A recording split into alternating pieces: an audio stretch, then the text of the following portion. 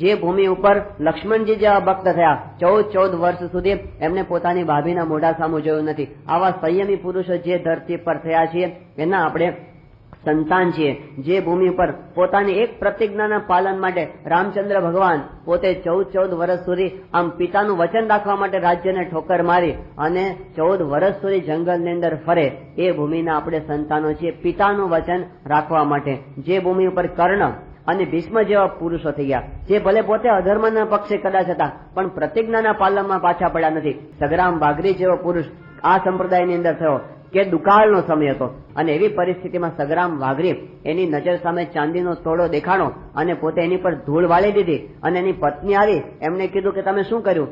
સગ્રામે કીધું કે તારી નજર ન બગડે ને એટલા માટે મેં ચાંદીના તોડા ઉપર ધૂળ વાળી દીધી. એ વખતે એમની પત્ની એમને કીધું, એક વાઘરીની પત્ની જેને આપણે આજની ભાષામાં વાઘરણ કહીએ છીએ, એમને એવું કીધું એ કે હું તો પારકી વસ્તુને ધૂળ જ માનું છું, તમે ધૂળને ઉપર ધૂળ શું ચડાવી? તો જે ભૂમિ પર આવી પ્રામાણિકતા આપણે આગળ જોયેલી એના આપણે સંતાનો છીએ. હવે એ જો જતું રહે તો આપણે દેશની અસ્મિતા જાળવીશું. પૂરી કથા સાંભળવા માટે ડિસ્ક્રિપ્શનમાં આપેલી લિંક પર ક્લિક કરો અથવા શ્રવણમાલા ચેનલમાં જુઓ. આવી વધુ કથા સાંભળવા શ્રવણમાલા ચેનલને સબસ્ક્રાઇબ કરો.